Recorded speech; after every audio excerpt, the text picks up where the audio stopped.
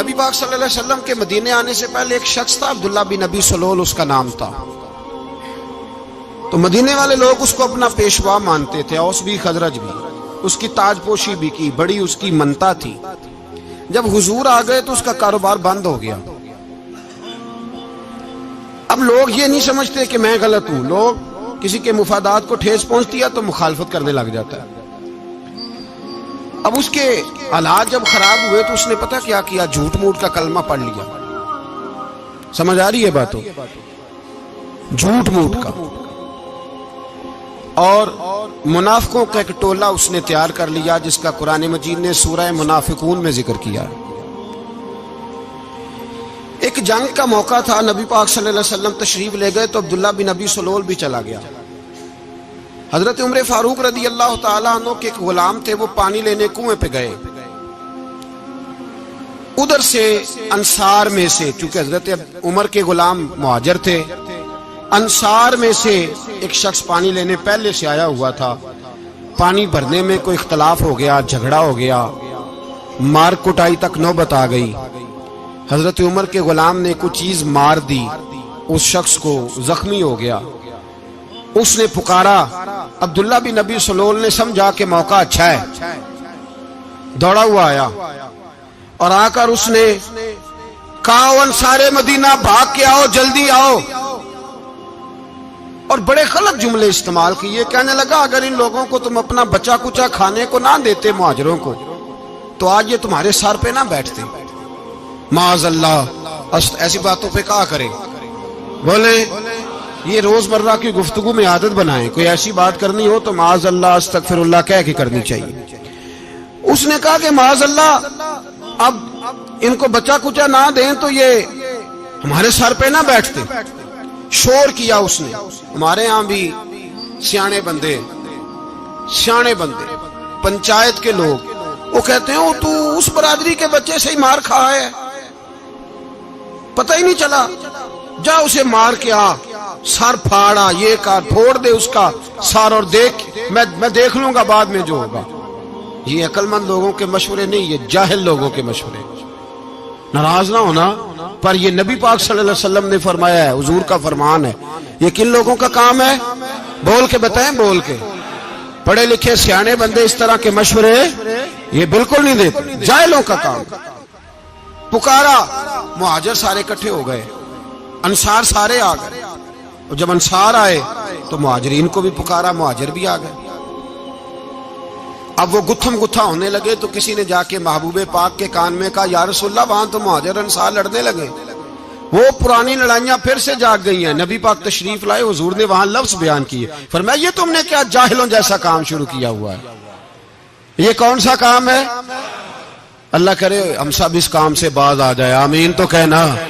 اور تو اس برادری دے منڈے کوئی مار کھائے ہیں؟ برادری کیا ہوتی ہے؟ برادری تو تعارف کے لیے، اونچ نیچ کہاں سے آ گئی؟ کہا میرے رسول پاک علیہ الصلوۃ والسلام نے، فرمایا تم جاہلوں جیسے کام کر رہے ہو۔ صلح کرائی، بات رفع دفع کرائی، لوگ چلے گئے، معاملہ ٹھنڈا ہو گیا۔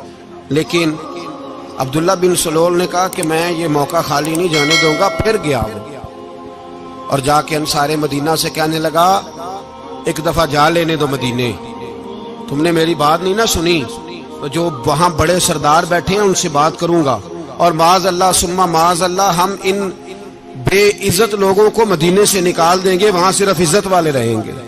یہ غلط جملے اس نے ادا کیے جس کو قرآن پاک نے سورہ منافقون میں بیان فرمایا ہے۔ اس نے یہ بات کی۔ ایک صحابی تھے حضرت زید رضی اللہ تعالیٰ عنہ، وہ سن رہے تھے، آ کے عرض کی، یا رسول اللہ صلی اللہ علیہ وسلم عبداللہ بن ابی سلول تو اس طرح کہہ رہا ہے کہ مدینے جا کے عزت والے دوسروں کو نکال دیں گے، اور تم اگر اپنا بچہ انہیں نہ دیتے تو معاذ اللہ آج یہ ایسا نہ کرتے۔ حضرت عمر نے بھی سن لیا، حضرت عمر نے بات سن لی، تلوار نکالی اور دوڑے۔ حضور نے بازو پکڑا، فرمایا کدھر جا رہے ہو؟ کہا یا رسول اللہ اگر آج سزا نہ دی تو کل اور بات بھی کرے گا، اور اگر آج ایک قتل ہو گیا تو باقی سیانے بن جائیں گے۔ یا رسول اللہ مجھے چھوڑے، میں ماروں گا۔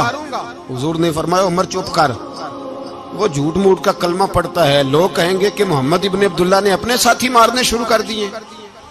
چپ کر، حوصلہ کر، صبر کر، دلیری کر۔ حضرت عمر کہتے ہیں میری حضور کے کہنے پر میں ٹھہر تو گیا، پر وہ میرے اندر جو آگ لگی ہوئی تھی ٹھنڈی نہیں ہو رہی۔ کہتے ہیں میں چپ تو کر گیا۔ نبی پاک علیہ السلام نے پوچھا عبداللہ بن نبی سلول سے، تو نے یہ کہا ہے؟ کہنے لگا حاشا وک اللہ، میں نے بات ہی نہیں کی۔ ہاں،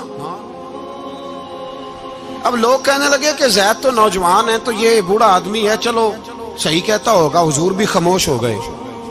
اللہ پاک نے قرآن مجید نازل فرما دیا، فرمایا اللہ نے سن لی ان کی بات جنہوں نے یہ کہا ہے، اور پھر لفظ بڑے حسین ہے، فرمایا یہ کہتے ہم عزت والے ہیں؟ نہیں، وللہ العزت ولرسولہ وللمؤمنین، فرمایا عزت تو اللہ کے پاس ہے، اللہ کے رسول کے پاس ہے، اور عزت تو مومنوں کے پاس ہے، مومنین کے پاس عزت ہے۔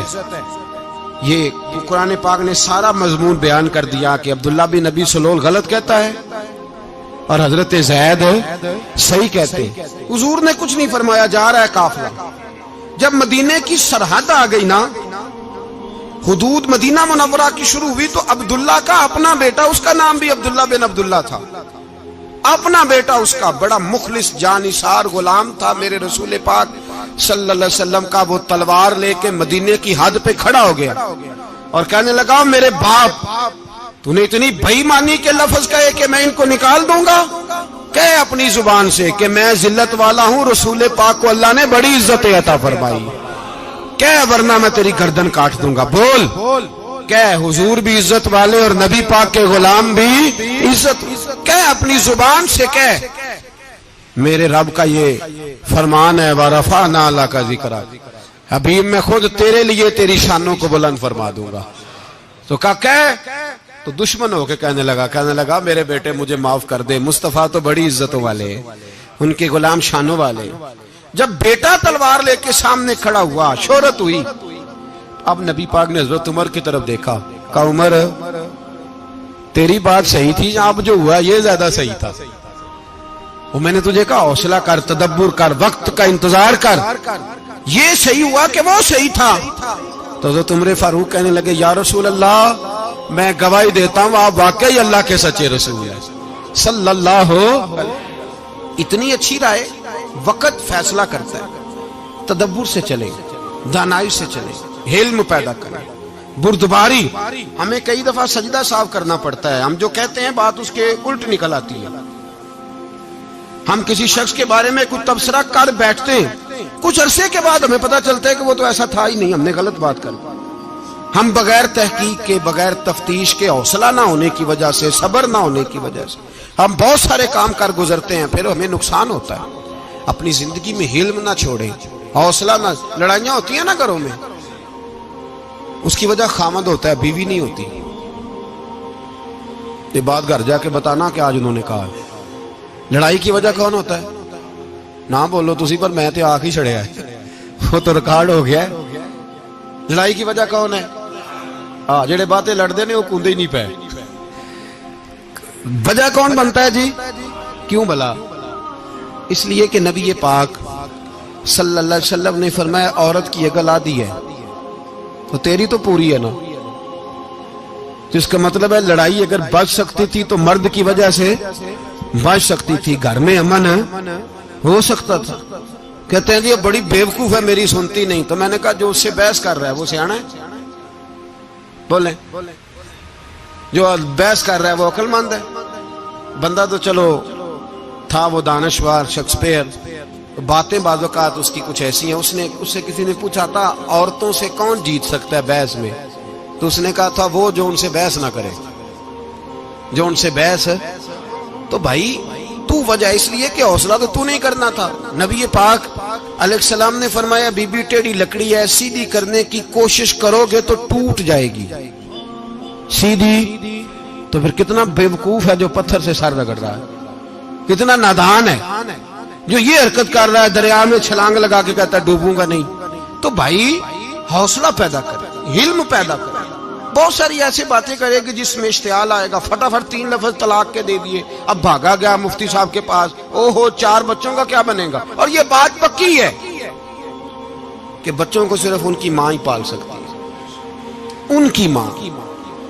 اور بات مجھے نہیں بھولتی، ایک شخص نے بیوی کو طلاق دے کے دوسری شادی کی.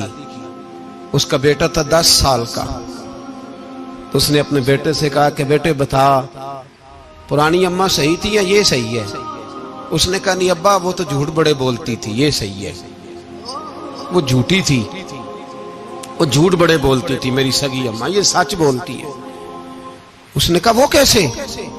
کہنے لگا اس لیے کہ میں کوئی شرارت کرتا تھا تو میری سگی اماں مجھے تھپڑ مارتی تھی اور کہتی تھی تجھے روٹی نہیں دے رہی، جا دوڑ جا گھر سے.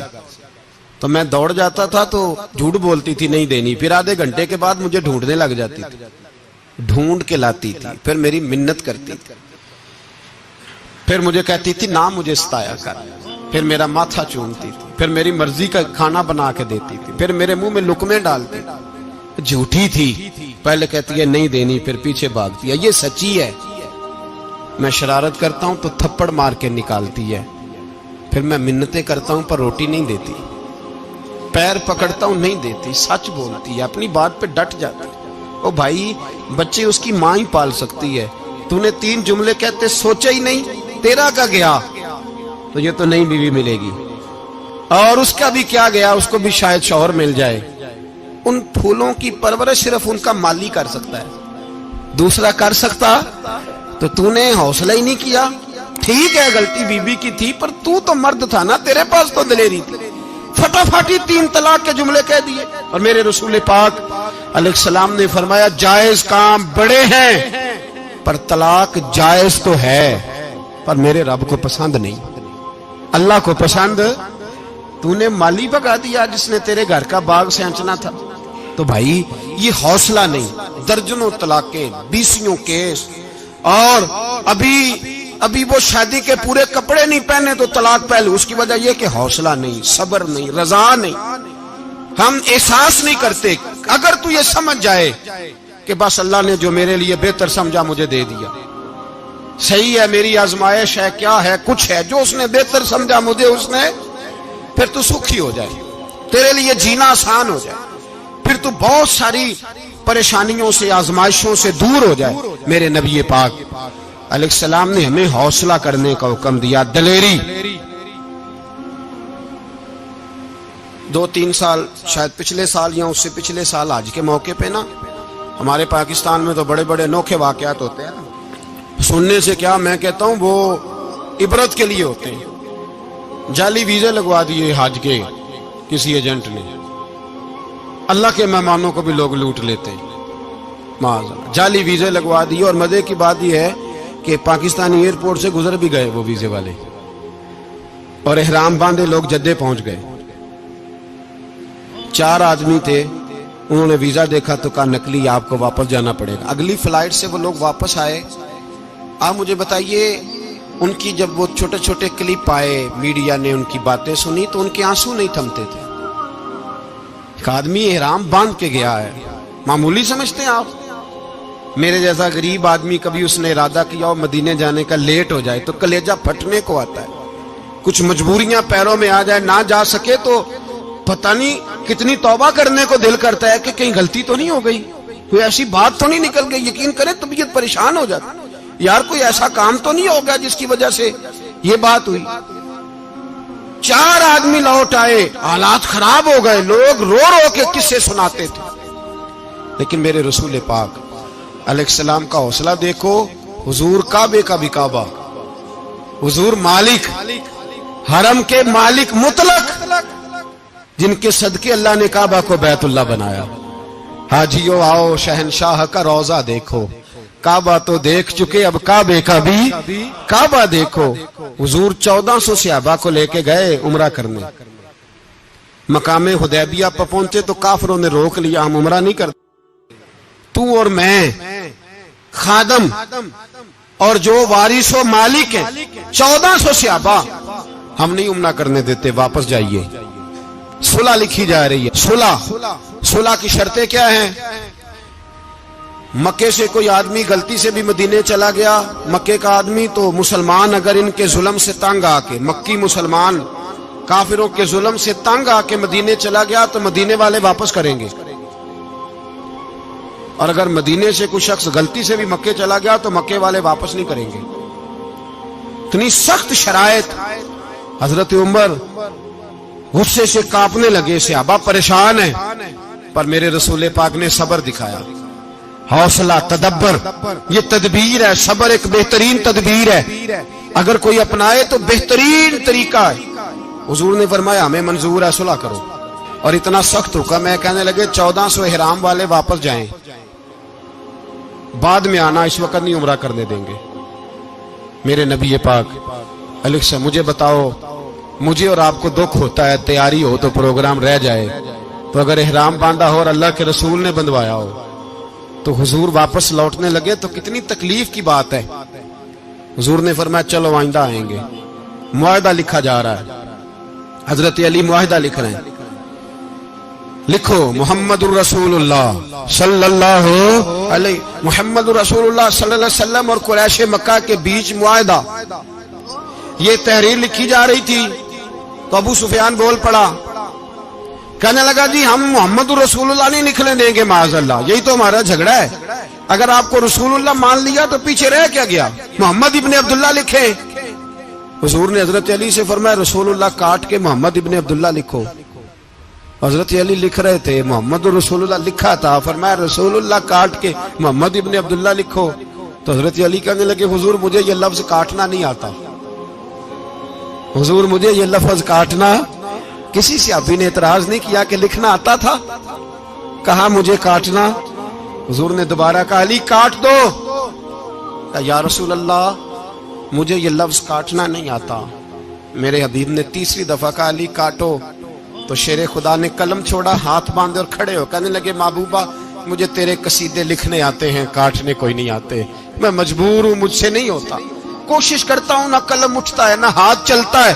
میرے حبیب پاک نے قلم پکڑا اور لفظ رسول اللہ خود کاٹ کے محمد ابن عبداللہ کرایا. بھائی وقت گزر گیا, صلح ہو گئی. یہ تدبر, یہ حوصلہ, یہ تدبیر میرے نبی نے فرمائی. اب تو 1400 کو مکے نے نہ داخل ہونے دیا, لیکن ایک سال ہی گزرا, تھوڑا ہی وقت گزرا, میرے رسول پاک 10,000 کو لے کے مکے میں داخل ہو گئے. 10,000. اس نے فائدہ دیا. حکمت کیا تھی, تدبر کیا تھا؟ قریش روز لڑائی کرنے آ جاتے تھے, تبلیغ ہی نہیں کرنے دیتے تھے. ان سے صلح ہو گئی تو نبی پاک نے کیسر کو خط لکھا, کیسر روم کو, ہرکل کو. دور دراز تبلیغ پھیل گئی, مسلمان 100,000 سے زیادہ ہو گئے. ان کی طرف سے اب وہ لڑائی بند ہو گئی. میرے حبیب پاک علیہ السلام کے حوصلے نے کمال دکھایا, اس تدبیر نے فائدہ دیا امت مسلمہ کو. 10,000 کا لشکر لے کے حضور کعبے میں داخل ہوئے. کل جو ابو سفیان کہتے تھے نا محمد رسول اللہ لکھنے نہیں دوں گا, آج وہ خود کہہ رہے تھے اشہد ان لا الہ الا اللہ واشہد ان محمد رسول اللہ صلی اللہ علیہ. کل جو کہہ رہے تھے کہ میں یہ لفظ نہیں لکھنے دوں گا, آج ابو سفیان کی حویلی میں لاکھوں لوگ, ہزاروں لوگ بیٹھے تھے اور سارے کہہ رہے تھے محمد الرسول اللہ محمد الرسول اللہ محمد الرسول اللہ صلی اللہ علیہ وسلم. میرے محبوب کی تدبر نے, فقاہت نے, اور پھر کمال ہوا. 1400 کہاں اور 1,44,000 کہاں, 1400 کہاں اور 1,44,000. 1400 کو نہیں جانے دیا عمرہ کرنے. میرے رسول پاک 1,44,000 کو لے کے حج کرنے چلے گئے. حضور نے حج کیا, ہر طرف لبیک لبیک کی صدائیں بلند ہوئی. یہ میرے نبی پاک کا تدبر ہے, حوصلہ ہے. اگر وقتی طور پہ حوصلہ کر جاؤ گے, دلیری کر جاؤ گے, آنے والا وقت آسان ہو جائے. حوصلہ نہیں, صبر نہیں, سکون نہیں, 2-4 باتیں, یہاں تک کہ لوگ ابا جی کی بات برداشت نہیں کرتے, ایسے جملے کہہ دیتے ہیں جو دوبارہ پلٹ کے نہیں آتے. ماں کو لفظ نہیں بولتے, باپ کی روح تک چھلنی کر دیتے ہیں وہ جملے. لیکن لوگ اس وقت حوصلہ کرنے, اور ہم پنجابی لوگوں نے تو گنجائش ہی بڑی دے دی ہے. کہتے ہیں بچہ ہے جے ایک ہی ہے, ایک میں حوصلہ کرے کی ہے ماشاءاللہ. تو اگر جوان ہو گیا تو کہتے ہیں گرم خون ہے, مکہ کم. اگر بوڑھا ہو گیا تو کہتے ہیں بوڑھوں میں حوصلہ نہیں ہوتا, نہ بچے میں نہ تو کس میں حوصلہ ہوگا؟ بولے کسی میں بھی نہیں. چھٹی سب کو فتوا مل گیا نا, یہ بچہ ہے جی, ابھی یہ تو بچہ ہے, آپ تو سیانے بیانے ہیں, یہ بچہ ہے. کمال ہو گئی ہے بھائی. کیا مطلب ہے بچہ ہے؟ بچے کو سارا پتہ ہے, ہر چیز اسے آتی ہے, حوصلہ کرنا ہی نہیں آتا. اور پھر کہہ دیا وہ تو گرم خون ہے. وہ کیا بات کرتے ہو, گرم خون؟ ابے کے گلے پڑ گیا گرم خون, اس کو کھڑا کرو نا ایس پی کے سامنے اور اس کو مار تھپڑ اس کے منہ پہ, تیرے گرم خون کا پتہ چلے. غریب کے یہ گلے پڑ گیا, اس کو کھڑا کرو ایس ایچ او کے سامنے, پھر پتہ چلے گا خون کتنا گرم ہے. وہاں بالکل چپ ہے, بالکل خاموش ہے. اور گرم خون اس کا صرف اماں کے لیے, جلال صرف رہ گیا اگر غریب گھر کی بیٹی بیاہ کے لایا تو صرف اس کے لیے. کوئی ایسی بات نہیں. ہم بڑے سیانے, ہمارا غصہ بڑا سمجھدار ہے, ہمارا وہ گرم خون بڑا سیانا ہے. وہ جہاں دیکھتا ہے کہ معاملہ ہلکا ہے تو وہاں وہ گرم خون جلال میں, اور جہاں دیکھتا ہے کہ سامنے والا تگڑا ہے تو وہاں وہ گرم خون فوراً ٹھنڈا ہو جاتا ہے. حوصلہ پیدا کریں. زندگی حوصلے مند لوگ جیتے ہیں, جو حوصلے مند نہیں ہوتے وہ تو زندگی کا ایک سال لطف سے نہیں جی پاتے. حوصلہ کریں, مسکرائیں. میرے نبی پاک صلی اللہ تعالی علیہ وسلم نے نا عثمان بن طلحہ, کعبے کی چابی ان کے پاس ہوتی تھی. تو حضور نے ایک دن فرمایا عثمان, اچھا یہ نہیں تھا کہ عثمان خاص لوگوں کو چابی کعبہ کھول کے دکھاتے تھے, بلکہ ان کو قریش کی جانب سے یہ حکم تھا کہ جو بھی تجھے کہے تو نے کعبے کا دروازہ کھول دینا. نبی پاک علیہ الصلوۃ والسلام نے نا ہجرت سے 2-4 دن پہلے کہا کہ عثمان ذرا چابی دو, میں نے کعبہ اندر سے دیکھنا ہے. بڑے ٹھنڈے دل سے ذرا سننا, ادھر دیکھو میری طرف, ادھر دیکھیے گا ذرا میرے بھائی. میں نے ایک بندے سے کہا یار پانی کی بوتل دینا دکاندار سے. ایک ہے, اس نے کہہ دیا نہیں میرے پاس. اس بات کا کوئی غصہ بولیے, اور اگر وہ کہے سارے زمانے کو ملے گی آپ کو نہیں دینی, پھر بولے میرا خیال ہے چپ کر کے ہنس کے آ جائیں گے, سوال ہی نہیں پیدا ہوتا. ہم کہیں گے مجھے نہیں نہ دینی, تو نے تو دکان اٹھا یہاں سے, بند کاری سے. کیا مطلب ہے سب کو دینی ہے تجھے نہیں دینی, کیا معنی ہے اس کا؟ لے کے جاؤں گا, جھگڑا ہوگا, بحث کریں گے. عثمان بن طلحہ سے حضور نے فرمایا دروازہ کھولو, کعبہ دیکھنا ہے. عثمان کہنے لگا میں ساری دنیا کو دکھاؤں گا, آپ کو نہیں دکھاؤں گا. کتنی سخت بات ہے, پر قربان جائیں رسول اللہ کے حوصلے پہ صلی اللہ علیہ. عثمان کہتے ہیں میں نے یہ بات کی تو نبی پاک مسکرانے لگے, اور میں اچھا نہیں دینی. تو حضور نے نا مسکرا کے اور میری کمر پہ تھپکی دی, فرمایا اچھا یاد رکھنا یہ چابی میں تجھ سے لے لوں گا, اور جس کو میرا دل کرے گا میں اس کو دوں گا. عثمان کہتے ہیں روز رات کو نبی پاک کے یہ جملے میرے کانوں میں گونجتے تھے کہ حضور نے فرمایا.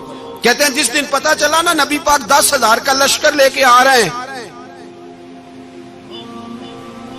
تو ابو سفیان میٹنگیں کر رہے تھے, مکے کے سارے سردار تیاری کر رہے تھے, اور میرے کانوں میں ایک ہی لفظ تھا کہ حضور نے فرمایا میں چابی لے لوں گا, پھر جس کو میں چاہوں گا اسے دوں گا. عثمان کہتے ہیں حد ہو گئی, وقت گزر گیا. حضور آ گئے, طواف فرمایا, اور طواف کے بعد میرے نبی پاک علیہ السلام نے فرمایا بلاؤ نا ذرا عثمان کو. عثمان کہتے ہیں میں چابی لے کے آیا تو دوسرا جملہ کوئی نہیں.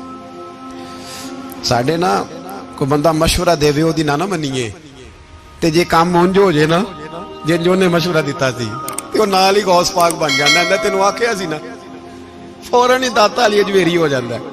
وہ کہندا تینوں پتہ نہیں میں کڈا ولی اللہ, تینوں میں آکھیا سی میں انج نہ کر, اور بندہ پریشان ہوتا ہے کام الٹ ہو گیا, اور لاگوں آکھی جاندا ویکھو جی میں تے تانوں پہلوں ہی آکھیا سی.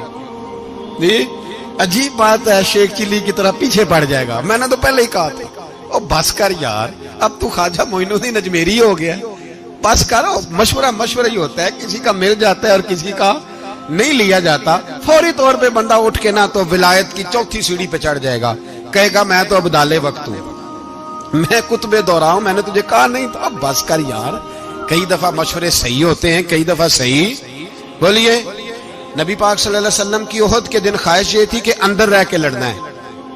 جوان صحابہ نے کہا باہر جا کے لڑائی کرنی ہے. حضور نے باہر جا کے جنگ کی, بظاہر مسلمانوں کو شکست ہوئی. حضور نے ایک دفعہ نہیں کہا کہ میں نے تمہیں کہا نہیں تھا اندر رہنا ہے, بس ہو گیا جو ہو گیا. اب اس میں فٹافٹ اگلے کو حوصلہ دو، کوئی عرض نہیں یار. نبی پاک سب بولیے صلی اللہ علیہ وسلم، میرے حبیب پاک علیہ الصلوۃ والسلام نے نا کہا عثمان کو بلاؤ. عثمان آئے تو عثمان کہتے میں نے چابی دی تو میں تیار تھا، میں تیار تھا کہ اب میری بات ہوگی اور رسوائی ہوگی. لیکن کہتے ہیں قربان جائیں مصطفیٰ نے تو یہ جملہ بھی نہیں کہا کہ میں نے تجھے کہا نہیں تھا، یہ بھی نہیں کہا. حضور نے چابی لی، کعبے کے بت صاف کیے، نماز پڑھی، واپس آئے. فرمایا عثمان میرا وعدہ تھا تیرے ساتھ کہ جس کو میں چاہوں گا چابی دوں گا، یہ لو چابی میں تجھے ہی دینا چاہتا ہوں، لے لو رکھ لو. عثمان کہتے ہیں وہ چابی نہیں میرے طرف آ رہی تھی، میری طرف ایمان آ رہا تھا. وہ چابی نہیں آ رہی، ایمان آ رہا تھا میری جانب. کہتے ہیں میرے ہاتھوں میں چابی آئی اور میری زبان پہ کلمہ توحید جاری ہو گیا. بھائی تدبر، حوصلہ، صبر، رضا. ہمیں تو ٹائم بھی نہیں گزارنا آتا. گھر کا ماحول، گھر کے اندر رہ کے لوگ دکھی ہیں، اس لیے کہ ہماری طبیعتوں میں حوصلہ نہیں. ایک منٹ کے لیے نہیں، ایک سیکنڈ کے لیے بھی ہم یہ برداشت نہیں کرتے کہ چلو تھوڑا انتظار کریں، وقت کو دیکھیں، موقع کو دیکھیں. میرے نبی پاک علیہ الصلوۃ والسلام پہ اتنی مصیبتیں آئیں کہ پہاڑ پہ آتی تو وہ ریزہ ریزہ ہو جاتے، لیکن کسی مقام پر بھی حضور علیہ الصلوۃ والسلام شکوہ کرتے نظر نہیں آتے. ہم غریبی کا رونا روتے ہیں، ہر چوتھا آدمی کہتا ہے بڑا غریب ہوں، لیکن میرے نبی پاک علیہ الصلوۃ والسلام نے چوتھے دن کھجور کھائی، سرکہ کھایا ہے اور موٹے بان کی چارپائی پہ آرام کیا. حضرت عمر نے کہا حضور کتنی تکلیف ہے؟ فرمایا عمر کوئی تکلیف نہیں، تھوڑا سا تو وقت ہے، جنت میں جائیں گے، ساری نعمتیں اللہ نے ہمارے لیے تیار کی ہوئی ہے. راضی بالرضا، راضی بالرضا، کوئی کسی قسم کا مسئلہ نہیں. ہمیں آزمائشیں آتی ہیں، تکلیفیں آتی ہیں، بیماریاں آتی ہیں، لوگ چھوٹی چھوٹی بات پر پریشان ہو جاتے ہیں، ذرا ذرا سی بات پر شکوہ کرتے ہیں. میرے رسول پاک علیہ السلام نے فرمایا جب میرا رب کسی کو بیمار کرتا ہے تو 2 فرشتوں کو بھیجتا ہے، جاؤ میرے بندے کی تیمارداری کر کے آؤ. اللہ اکبر، خود رب بھیجتا ہے، جاؤ میرے بندے کی. تو مجھے بتائیے جب اللہ بھیجے تو پھر تندرست خوش نصیب ہوا کہ بیمار؟ جی تندرست پھر خوش نصیب کون ہوا؟ میرے نبی پاک صلی اللہ علیہ وسلم نے فرمایا رب 2 فرشتے بھیجتا ہے، فرماتا ہے پتہ کر کے آؤ میرے بندے کا اس کا کیا حال ہے. حالانکہ اللہ سارا ہی جانتا ہے. فرشتے آتے ہیں، واپس جاتے ہیں، رب کریم پوچھتے ہیں بتاؤ میرا بندہ کیا کہتا تھا؟ اللہ تجھے سارا ہی پتہ ہے، پر ہم سے پوچھتے تو بتا دیتے ہیں. وہ یہ کہتا تھا کہ میں اپنی رب کی رضا پہ بڑا ہی راضی ہوں. وہ تیری حمد کر رہا تھا، تیری تعریف کر رہا تھا، تیرا شکر کر رہا تھا، تیرے لیے کلمات حمد بیان کر رہا تھا. تو میرے نبی پاک علیہ السلام فرماتے ہیں، اللہ فرشتوں سے فرماتا ہے سنو پھر اگر میں اپنے بندے کو اس بیماری میں شفا دوں گا تو اس تندرستی سے زیادہ اچھی تندرستی دوں گا جو پہلے اسے عطا کی ہوئی تھی، پہلے سے اچھی صحت دوں گا.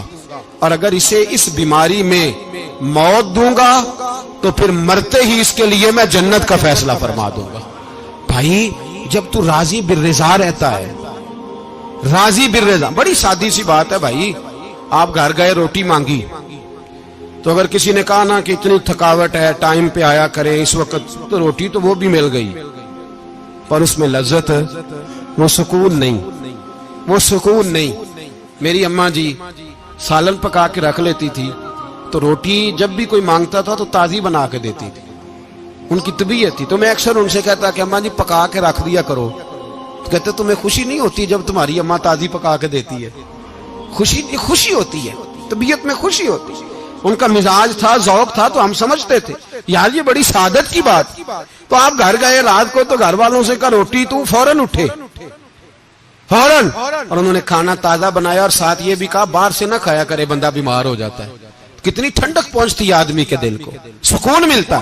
تو بھائی بیماری تو آپ نے کاٹ لی لیکن ساتھ کہو ہو بڑا بیمار ہوں، میں نے تو اتنے گناہ بھی نہیں کیے، ظلم بھی نہیں کیا، کسی کو کچھ بھی. اب بیماری تب بھی کٹ گئی پر بڑی آزمائش، مریض ڈاکٹر کے گلے پڑ رہا ہے، اس کے لواحقین جھگڑے کر رہے ہیں، بیماری وہ بھی کٹ گئی.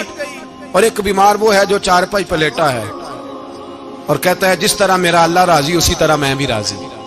تو بیماری اس کی بھی کٹ گئی. حضرت یونس علی نبینا علیہ الصلوۃ والسلام نے ایک دن حضرت جبریل امین ملنے آئے تو جناب یونس علیہ السلام کہنے لگے اے جبریل اللہ کے نیک بندوں میں جو اللہ کو اس وقت سب سے زیادہ پسند ہے نبیوں کے بعد، توجہ کرنا بات پر، جو سب سے زیادہ اللہ کو پسند ہے نبیوں کے بعد ولیوں میں، اور سب سے زیادہ اللہ جس کو اللہ کی بارگاہ میں عبادت گزار لکھا جاتا ہے، میری اس بندے سے ملاقات کرا۔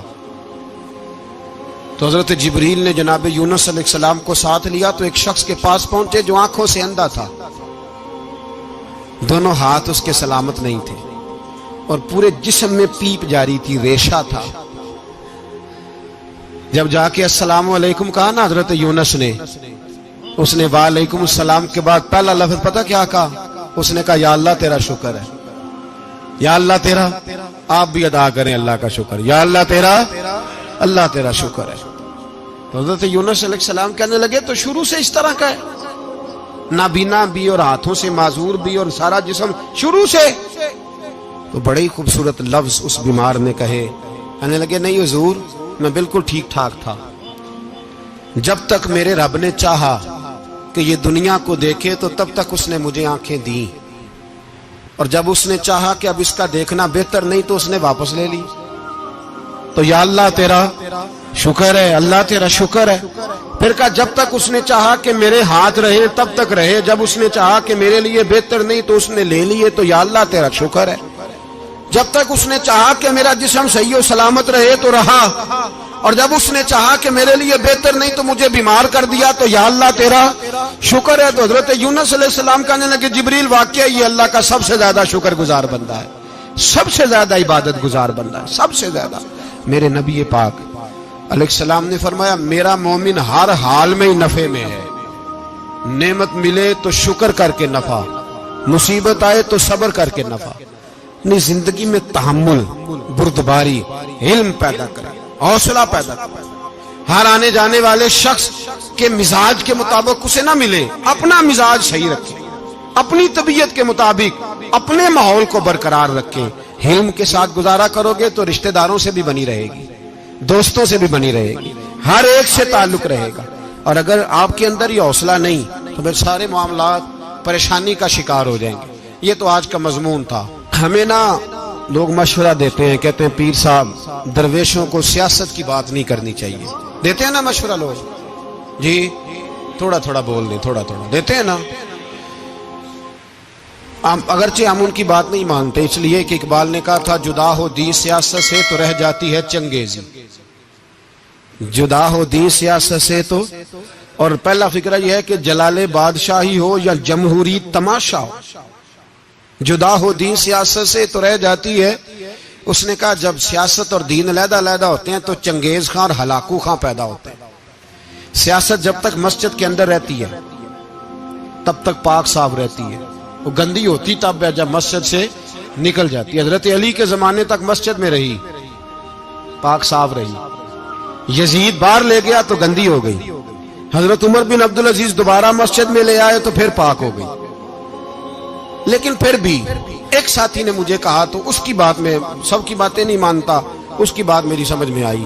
وہ کہنے لگا جی اصل بات یہ ہے کہ سیاسی تبصرے تجزیے ہم اخباروں میں ٹی وی پہ جا کے بیٹھے، جا کے بڑی مہربانی میری طرف دیکھیں، وہ ہم سنتے رہتے ہیں تو ہمارا دل کرتا ہے مسجد میں صرف ہم رسول اللہ کا پیار ہی سنیں۔ تو میں نے کہا یار تیری بات دل کو لگتی ہے، یہ بات صحیح ہے، چلو یہ نیت اچھی ہے، یہ تیرا نظریہ ٹھیک ہے، مان گئے ہم۔ میں چلا گیا دکاندار کے پاس اور میں نے اس کو جا کے کہا کہ گاڑی کا انجن کھولو، اس طرح کرو، اس طرح۔ اس نے کہا مولانا آپ جا کے نا گھر تو فقہ کی کتاب کھولیں، اس لیے کہ گاڑی کے انجن کے بارے میں آپ کو معلومات، یہاں اگر آپ نے یہ کام کرنا ہے تو اس کو پڑھیں، کسی استاد کے پاس ورک شاپ پہ آئیں، آپ کے ہاتھوں کو، منہ کو، چہرے کو مٹی لگے، دھواں لگے، گریس لگے، پھر آپ کو پتہ چلے گا انجن کیسے کھلتا ہے۔ صحیح کہہ رہا ہوں؟ نہیں صحیح کہہ رہا؟ دعا گلا تو یہاں کر چڑی جائے، صحیح کہہ رہا ہوں جی؟ اگر مولوی کو اجازت نہیں سیاست کی بات کرنے کی، اور مولوی کو اجازت نہیں کہ انجن کی بات کرے، تو سیاستدان کو اجازت ہے دین کی بات کرنے کی؟ یہاں تو وہ آئے نا مدرسے میں پڑھے، پورا دین حاصل کرے، پھر وہ بولے تو پھر تو ٹھیک ہو گیا، لیکن جب اسے سورت اخلاص بھی سیدھی نہیں آتی تو فتوے دینے کی اس کو ضرورت ہے کوئی؟ بولے نا یار، کیوں چھیڑتے ہیں سیاست؟ ہم نہ پچھلے جمعے جلوس نکالنا چاہ رہے تھے ختم نبوت کی ترمیم کے حوالے سے، حکومت وقت نے کہا کہ ہم واپس لیتے ہیں، تو میرے بہت سارے دوستوں نے کہا جی نکالنا چاہیے، انہوں نے کیا کیوں؟ میں نے کہا یار لوگوں کو بھی پریشان نہیں کرنا چاہتے، ہماری اپنی سڑکیں ہیں، کسی کو بس ٹھیک ہے، انہوں نے واپس لے لی تو بات ختم ہو گئی، ہم مان گئے، تسلیم کر لیا۔ اتنا ہمارا مطالبہ ہے کہ اس آدمی کو ضرور سزا دو جس نے یہ ترمیم کی ہے، لیکن ہم نہیں کرتے، کوئی نہیں نکلے، نہیں نہ نکلے بولے ہیں۔ تو وزیر قانون صاحب کو کیا مصیبت بنی ہوئی ہے نیا فتویٰ دینے کی؟ کہ ہے کوئی شوق انہیں دینا چاہیے فتویٰ؟ کہتے نہیں مرضیوں میں ہمارے درمیان تھوڑا ہی فرق ہے۔ مجھے یوں لگتا ہے کہ یہ جان بوجھ کر کوئی نہ کوئی ایسی شرارت کرتے ہیں جس سے لوگ اشتعال میں رہیں، جان بوجھ۔ حلم، حوصلہ، صبر ذات کے بارے میں تو ہے، لیکن اگر کوئی رسول پاک کی بے ادبی کرے تو پھر حوصلے کی بات ہے ہی نہیں، پھر تو جہاد کی بات ہے۔ اور میں دیانتداری سے مسجد میں باوضو بیٹھ کر جمعے کے دن مشورہ دیتا ہوں حکومت کو اور وزیر قانون کو مشورہ دیتا ہوں کہ نہ فرعون کی حکومت ساری زندگی رہی، نہ نمرود رہا، نہ جاج بن یوسف رہا، نہ یزید رہا، اور یار درباری بن کے حکمرانوں کی چاپلوسی کرتے کرتے تم یہاں تک آ گئے ہو کہ اب نبی پاک کی عزت کو ہاتھ ڈالنا شروع کر دیا ہے۔ اور آپ یقین کریں سیاسی جماعتوں کا اتنا برا حال ہے کہ ان کے لیڈر کے بارے میں کوئی بات کرے تو پاگل ہو جاتے ہیں یہ احتجاج کر کر کے، اور اس نے ڈائریکٹ کہہ دیا کہ ختم نبوت کا مسئلہ ہی کوئی نہیں، جو دین کی بنیاد ہے، کسی کو پرواہ نہیں۔ مجھے تو ان لوگوں کی فکر ہو رہی ہے جن لوگوں نے انہیں ووٹ دیے ہیں، وہ اللہ کو کیا جواب دیں گے؟ اور یہ اللہ ماشاءاللہ ساری سیاسی جماعتیں اس طرح کی۔ اور میرا وزیر قانون صاحب کو بھی مشورہ ہے کہ زندگی بڑی تھوڑی ہے، بڑی تھوڑی، اللہ سب کو معاف کرتا ہے، اپنے رسول کے غداروں کو معاف نہیں کرتا۔ اور یہاں تمہاری گاڑیوں پہ جھنڈے لگے ہوئے ہیں، وہاں بھی تمہارے جھنڈے لگیں گے، پر اس لیے لگیں گے کہ یہ غدار ہیں ناموس رسالت کے، یہ جھنڈے لگیں گے۔ شرم کرو اور ڈر جاؤ، بس کر دو، تمہارے منہ میں اب دانت پورے نہیں رہے۔ کوئی شوگر کا مریض ہے تو کوئی بلڈ پریشر کا، تو کوئی ہارٹ کا، تو کوئی کینسر کا۔ شرم کرو اور اپنی قبر کی بھی تھوڑی سی فکر کرو۔ بتاؤ پاکستان کے کتنے صدر گزرے، وزیر اعظم گزرے، تو ان کی قبریں کہاں ہیں؟ کوئی جاتا ہے ان کی قبروں پہ؟ کسی کو خبر ہے؟ کیوں اپنے لیے جہنم کٹھی کرتے؟ سارا کچھ دنیا داری رہ گئی ہے، سارا کچھ صرف یہی رہ گیا۔ حضرت ابو بکر سردار تھے، حضرت عمر سردار تھے قبیلے، حضرت عثمان سردار تھے، انہوں نے سرداریوں کو ٹھوکر مار کے رسول اللہ کے قدموں میں بیٹھنا پسند کی، سرداریاں چھوڑ کے غلام بن گئے۔ تم سرداریاں بچانے کے لیے رسول اللہ کی غداری کرتے ہو، شرم نہیں آتی؟ اور قوم شکوہ ہے مجھے ان لوگوں سے جو مولوی تو کہہ دیتے ہیں تو سیاست نہ کر، اور کسی سیاستدان کو منع نہیں کرتے کہ جب تجھے سورت فاتحہ بھی نہیں آتی تو تجھے کس نے اجازت دی ہے اتنی بڑی بات؟ اور میں نے پچھلے جمعے بھی کہا تھا، پھر کہتا ہوں اور آن دی ریکارڈ کہتا ہوں، مرزائی کل بھی کافر تھے، آج بھی کافر، اور قیامت تک، اور جو ان کے کفر میں شک کرے وہ بھی، اور پکا بے ایمان ہے، کافر ہے، وہ وزیر قانون ہو یا صوبائی ہو یا وفاقی ہو۔ من شک فی کفر ہی فقط کفر، جو مرزائی کے کفر میں شک کرے وہ بھی کافر ہے۔ ہمارے رسول آخری رسول ہے، ہم کسی کو یہ اجازت نہیں دیں گے کہ وہ ختم نبوت میں رکھڑا ڈالنے کی کوشش کرے، ہم کسی کو یہ اجازت ہے۔ اور تم نے قوم کو لوٹا، لوٹتے رہو، اب ایمان پہ ڈاکے تو نہ ڈالو۔ تمہیں دولت لوٹ کے پیٹ نہیں بھرا، اب ایمان لوٹنا شروع کر لیا ہے۔ تمہارا فیکٹریاں لوٹ کر، قومی خزانہ لوٹ کر پیٹ نہیں بھرا، بھائی مانو اب دین بیچ کر اپنی حکومتیں پکی کرو گے۔ اور وہ لوگ بھی تیار ہو جائیں جو ان بھائی مانوں کو منتخب کرتے ہیں، ان سے بھی سوال کرے گا ختم نبوت کا موضوع قیامت کے دن کہ تم بتاؤ، ان کو سپورٹ کرتے تھے جو رسول اللہ صلی اللہ علیہ وسلم کے بعد بھی کسی نبی کو نبی ماننا درست جانتے تھے؟ شرم آنی چاہیے، خیال ہونا چاہیے۔ اور میں نے کہا کہ ہمارا دل نہیں چاہتا، آپ یقین کریں، ہمیں شوق ہے جلوس نکالنے کا، تمہارے خلاف باتیں کرنے کا۔ تم نے روز تھرمامیٹر نکالا ہوتا ہے، چیک کرتے ہو کہ ایمان کتنا ہے کتنا نہیں ہے۔ یہ پاکستان اگر صوبہ سندھ ہے تو حضرت عبداللہ شاہ غازی کا ہے، اگر بلوچستان ہے تو حضرت بابا عبد الرحمان کا ہے، اور اگر پشاور ہے تو وہ صوفیاء کا ہے، اور اگر یہ دھرتی پنجاب ہے تو یہ داتا علی اجویری کی ہے، یہ بابا فرید الدین کی ہے۔ اس میں کسی غدار کو قبضہ کرنے کی اجازت بالکل نہیں ملے گی، اور ہم وہ لوگ بھی نہیں جو چپ کر کے اندر سوتے رہیں، قوم جو کرتی ہے کرتی رہے، ہمیں پرواہ نہیں، نہ ایسی کوئی بات نہیں۔ کوئی بندہ نہ سمجھے کہ انہیں ہوش نہیں، انہیں پتہ نہیں، ہمیں سارا کچھ ہی آتا ہے۔ پھر اگر کل کو کوئی ممتاز قادری پیدا ہو گیا تو شکوہ نہ کرنا، کل کو کوئی پھر سے عامر چیمہ نکل آیا تو شکایت نہ کرنا، یاد رکھنا۔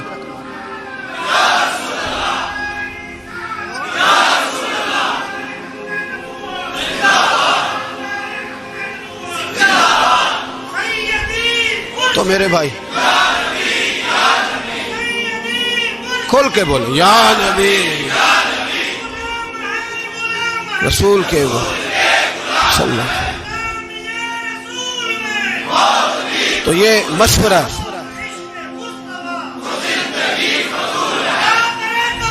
جزاک اللہ، تو یہ تمہیں مشورہ ہے۔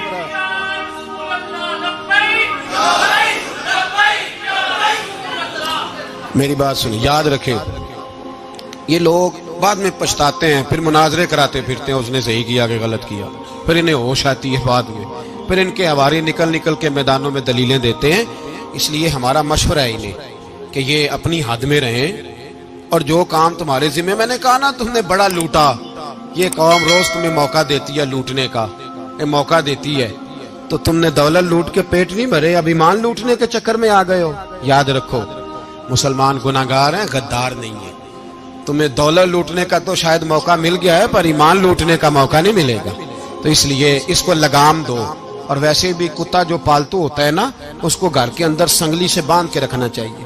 یہ تمہارے بوٹ چاٹتے ہیں، بھونکتے ہیں تمہارے حق میں، وزارتیں لیتے ہیں، ہم نے تو کوئی وزارت نہیں لی تم سے، اور نہ ہمیں شوق ہے اس لیے کہ ممبری کیا کرنی ہے جس کو ممبر رسول عطا کر دیا جائے، اس نے کیا کرنی ہے یہ ممبریاں جس کو پکا پکا ممبر رسول دے دیا جائے، تو اس لیے اس سے باہر آؤ۔ میں نے کہا بڑے بڑے نمرود، فرعون، قارون دفن ہے، تمہارا بھی نام تک نہیں ہوگا، بالکل نام نہیں ہوگا۔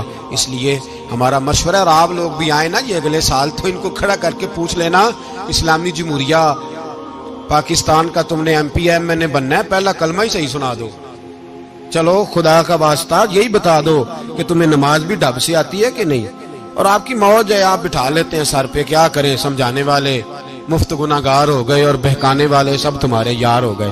اس لیے یہ چھیڑتے ہیں جان بوجھ کے، اور پھر جب کوئی ممتاز قادری علیہ رحمہ پیدا ہوتے ہیں، پھر انہیں دشواری ہوتی ہے، پھر ان کا جینا مشکل ہو جاتا ہے، یہ موقع دیتے ہیں، پتہ نہیں کس کے ایجنڈے پہ عمل کر رہے ہیں۔ میرا سوال یہ ہے، میں نے پچھلے جمعے پھر میرا سوال ہے کہ میں پوچھتا ہوں، اس آدمی کو ضرورت کیا ہے ختم نبوت پر بات کرنے کی؟ جب امت مسلمہ کے متفقہ فیصلہ ہے کہ مرزائی کافر، اسمبلی نے بل پاس کر دیا کہ مرزائی ان کو اقلیت قرار دے دیا، اور جب سے وہ اقلیت بنے، نہ ہم نے ان کی عبادت گاہ جلائی، نہ ہم نے ان کو قبروں سے نکالا، نہ ہم نے، بس ٹھیک ہے جیسے عیسائی رہتے ہیں، یہودی سے کس ملک میں رہتے ہیں وہ بھی رہیں، اقلیت بن کریں، کوئی اعتراض، پر تم انہیں کھینچ کھونچ کے کیوں قریب کرتے ہو؟ تمہارا کیا جرانہ ہے ان کے ساتھ؟ بتاؤ تو صحیح۔ ان لوگوں سے ان کو چاہیے اپنے منہ میں لگام ڈالیں، اور اگر نہیں ڈالیں گے پھر انشاءاللہ ڈالی جائے گی، اور بڑی تگڑی ڈلے گی، اور پھر ایسی ڈلے گی ایسی ڈلے گی۔